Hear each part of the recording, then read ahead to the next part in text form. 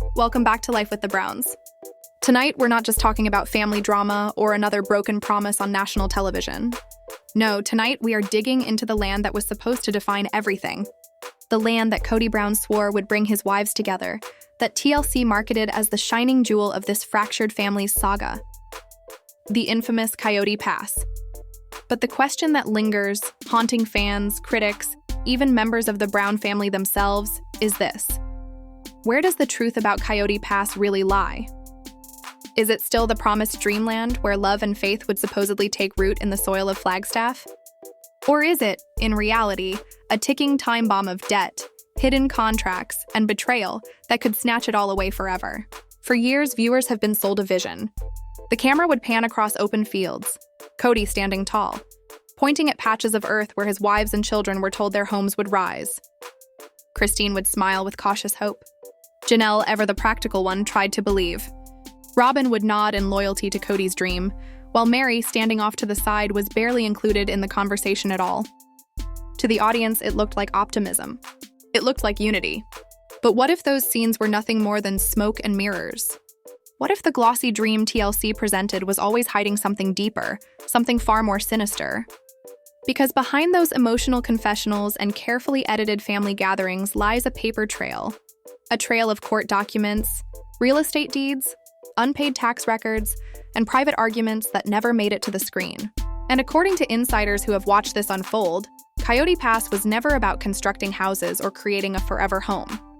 No, it was about fiscal blunders, about secret agreements, about an internal war between Kody, Robin, Christine, and Janelle, a war fought not with fists, but with signatures, with silence, and with money that may never have truly belonged to them. Think back for a moment. Loyal viewers remember Christine's frustration, her walking away, her voice breaking as she confessed that she was done waiting for blueprints that never materialized. They remember Janelle investing her own savings, even moving into an RV on the land itself in a desperate attempt to force Kody's hand to make this dream real. And yet she was dismissed, ignored, and left to fight alone. They remember Robin standing firm at Kody's side, championing the vision that just so happened to secure her children's future over everyone else's. And Mary?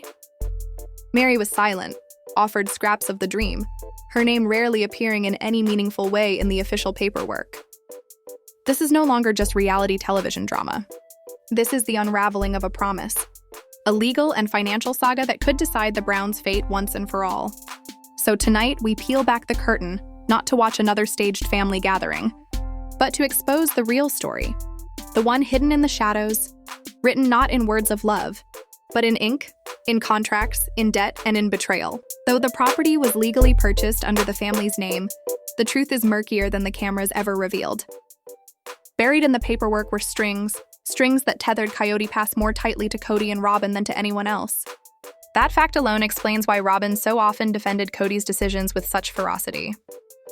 Her loyalty wasn't just emotional. Her financial security, her children's future, was directly tied to the land. If Kody's vision collapsed, her own stability collapsed with it. And this wasn't the first time viewers had seen this pattern play out. Longtime fans will remember the Las Vegas chapter, the 4 houses, the 4 mortgages, the illusion of independence. Each wife, on paper, had her own home, her own loan, her own slice of stability. But in reality, every contract, every signature, led back to Kody, and by extension, to Robin. Control wasn't spread equally. It never had been.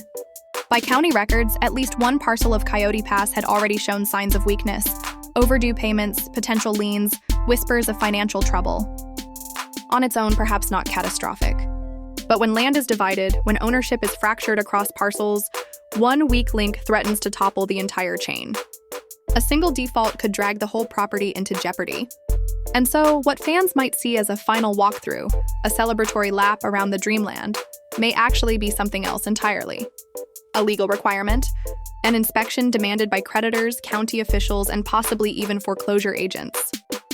The so-called walkthrough might not be about beginnings at all. It could be about endings. But to truly grasp what's at stake, you must understand who clung to the dream and who saw through the mirage. If there was one wife who pierced the illusion before anyone else, it was Christine. On television, she smiled softly, nodding when Kody gestured to her future home. She walked the dusty fields, pretended optimism, and allowed the cameras to capture her as a supportive partner. But off-screen, Christine was unraveling. Fans recall the tremble in her voice during confessionals, the doubt she could no longer hide. She admitted she never believed construction would happen, and as the years dragged on, that doubt hardened into bitterness. Christine had given decades to Cody's vision. She had sacrificed her own happiness, watched her children ignored, and endured a marriage that was less about partnership and more about control. She saw Robin's priorities always taking precedence. She saw Mary cast aside, her voice silenced. She saw Janelle's sacrifices minimized, her contributions downplayed. And she saw her own pleas dismissed outright. To Christine, Coyote Pass was no dream. It was a distraction. A mirage Cody used to string the wives along while he ignored the deeper fractures in their relationships. Her breaking point came with chilling clarity. She told Cody in words that echoed across SisterWives history. "I can't do marriage with you anymore. I can't." Those words were more than a goodbye. They were the shattering of the fantasy, because if Christine could leave, anyone could. And without a whole family, the foundation of Coyote Pass crumbled. Her exit was more than emotional. It was legal. By selling her share, Christine forced the Browns to confront questions they had avoided for years. Who holds the power when one piece of the puzzle is gone? How do you divide assets when the dream was never mapped out? What happens when ownership is uneven and one wife refuses to play along? Fans hailed Christine as brave. Critics called her pragmatic. But either way, her decision triggered a chain reaction. And then came Janelle. Unlike Christine, Janelle had money in the game, literal money. She had dipped into her savings, parked an RV on the land, and tried to prove that life on Coyote Pass was possible. To viewers, it looked like resilience. A wife making the best of hardship. But behind the curtain, it was desperation. Janelle couldn't walk away. Not without losing everything. And Cody? Instead of respecting her sacrifice, he belittled her. He called her choice uncomfortable, beneath him, not good enough. The only wife who put her sweat, her savings, and her stability into the dream was met with scorn.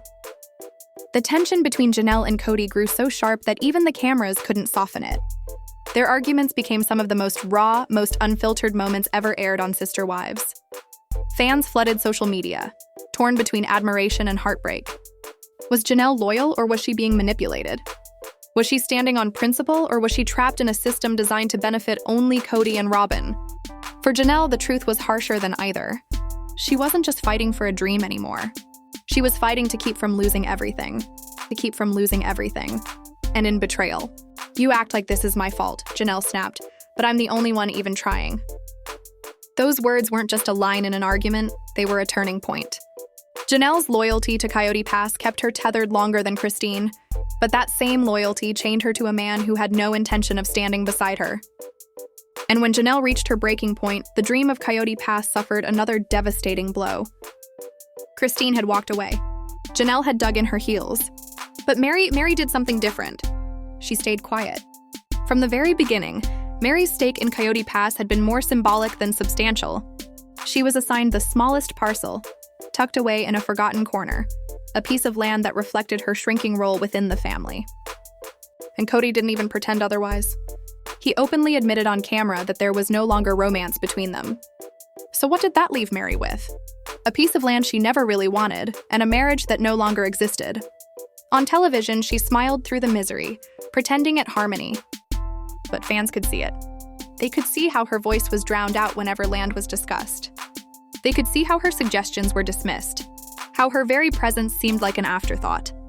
As Christine stormed out and Janelle pushed back, Mary slipped further into the shadows, her silence a shield.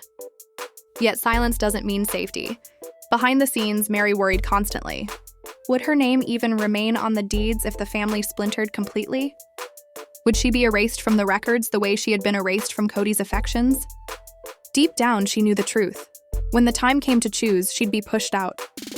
And while Mary faded, Robin rose. Fans had noticed it years ago. The way Cody defended her every move. The way her children were prioritized. The way her word carried the weight of law. But the paperwork revealed what the cameras only hinted at. Robin wasn't just Cody's emotional favorite.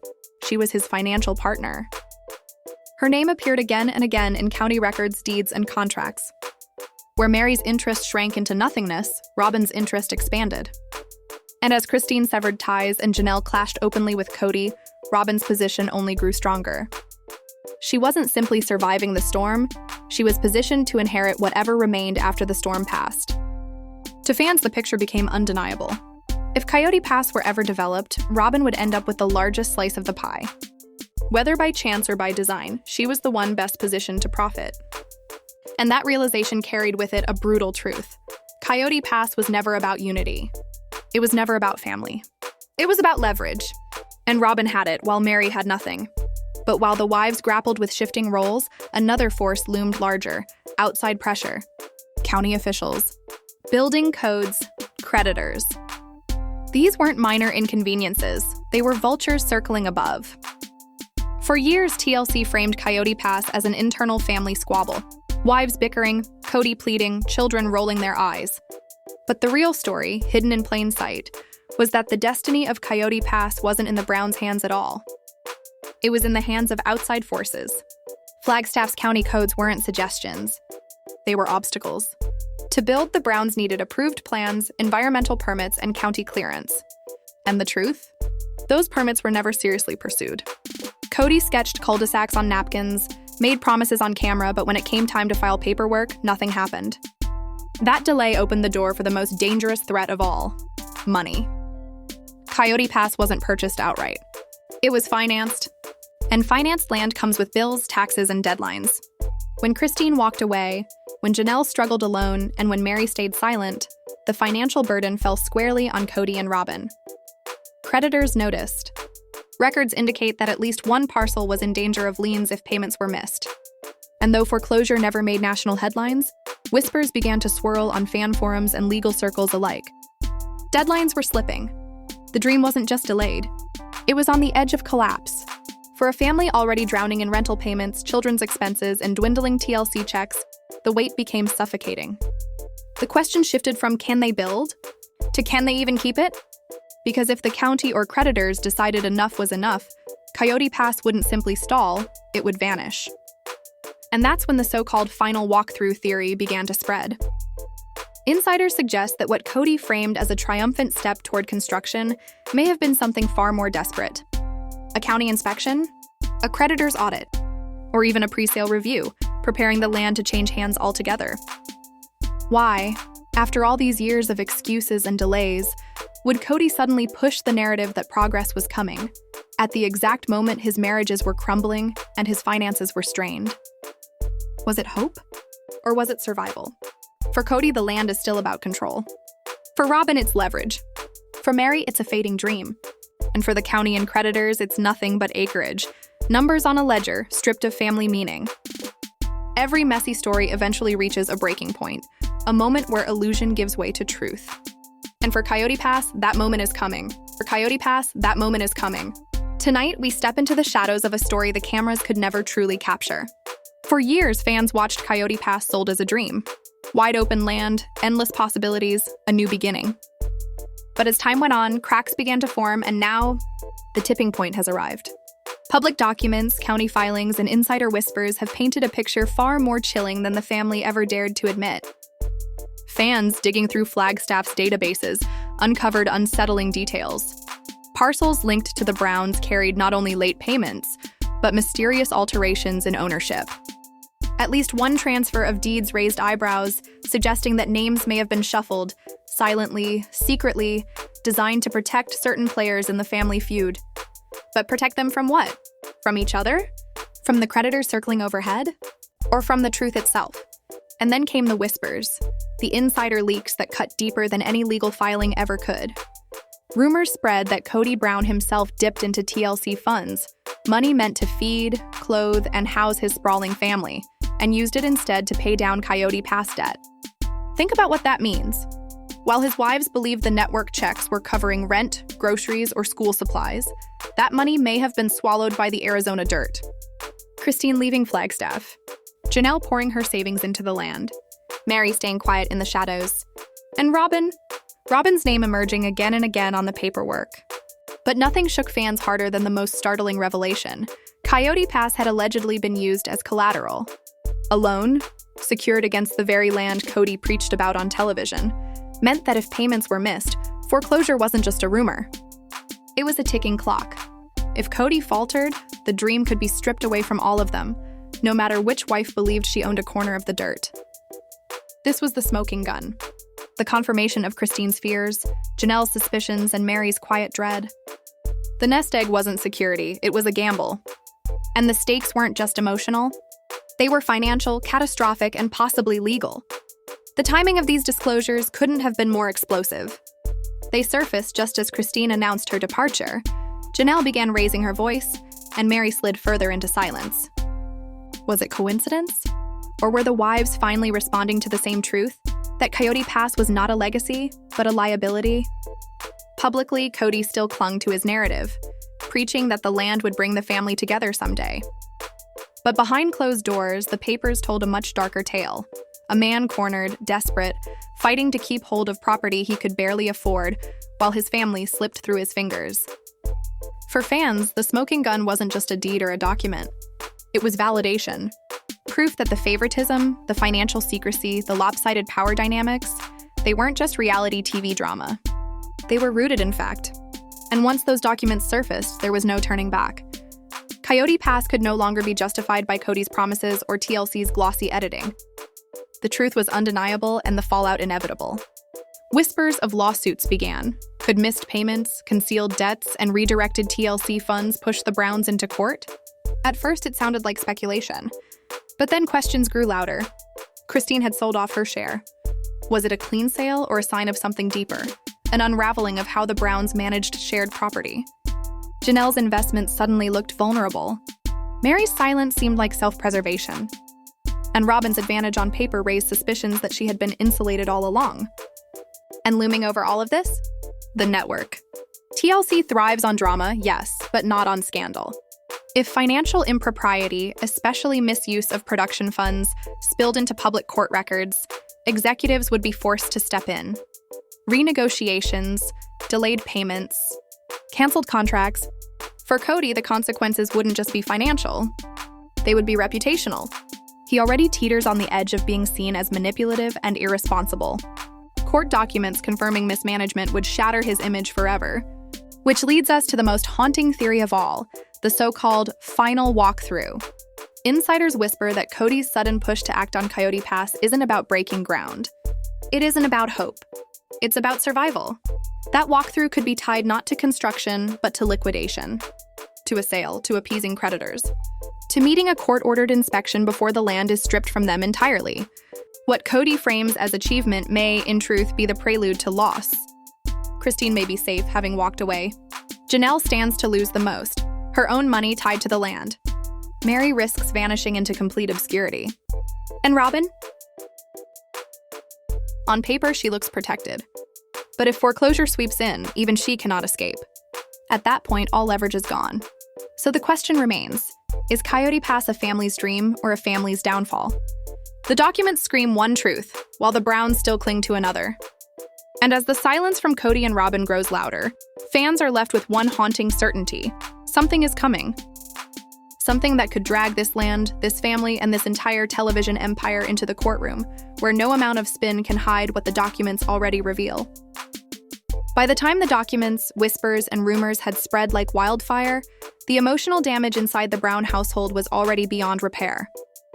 The land that was supposed to heal their fractures had done the opposite. It revealed just how fragile, how breakable the ground beneath their relationships had become. Christine's departure was the loudest blow. It wasn't just a wife leaving her husband. It was a woman rejecting the very concept of Coyote Pass as destiny. When she walked away, she wasn't only abandoning Cody, she was abandoning the myth. Freedom for her wasn't found in acres of dirt and Flagstaff. It was found in choosing herself. But for Cody, her decision was humiliation incarnate. Proof that his grand vision, the dream he had preached for years, wasn't strong enough to hold his wives faithful. That humiliation turned quickly into wrath, the kind that viewers saw spilling out in his bitter, caustic confessionals. Janelle, meanwhile, was trapped in the crossfire. Her money was buried in the soil of Coyote Pass, but her trust in Cody had eroded. Their arguments, captured by TLC cameras, circled endlessly around the same wound. Cody demanding loyalty, Janelle demanding accountability. These weren't marital spats anymore. These were financial battles.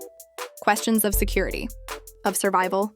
Would she ever see a return on the decades of loyalty, the years of investment, the sacrifices she had made?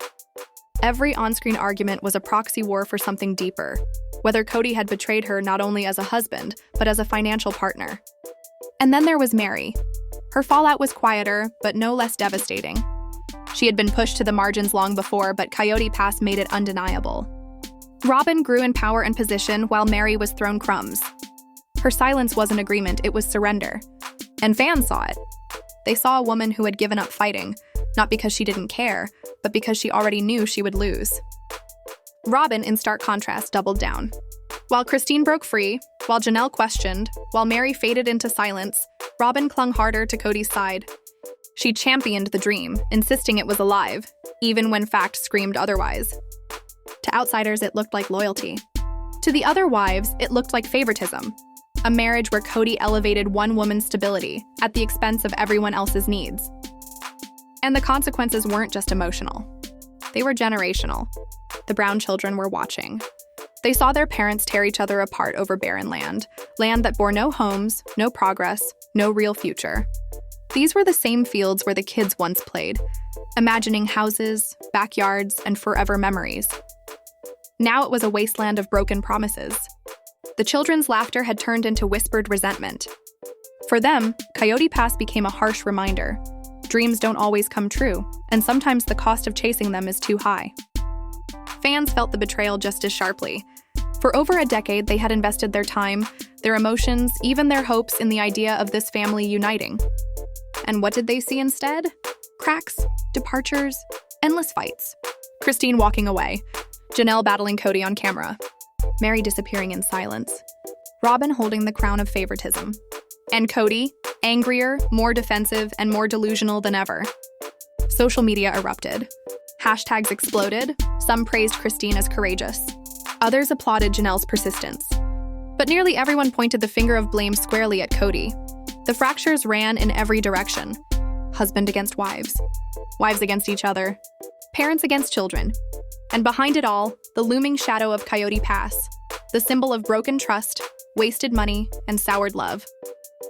With every new leak, every unpaid tax record, every rumor of misuse, the rift only widened. The land was no longer dirt. It was evidence. It was betrayal made visible. And no blueprint, no promise, no new storyline could patch over what was already destroyed. But even as the family unraveled, one question loomed larger than the rest. What happens now? Because the Browns cannot postpone the reckoning forever. Funds are running thin. Emotions are shredded raw. And the elephant in the room has become unavoidable. Is Coyote Pass rolling toward its long-awaited walkthrough or its final destruction? On one side stands Cody and Robin. He refuses to surrender.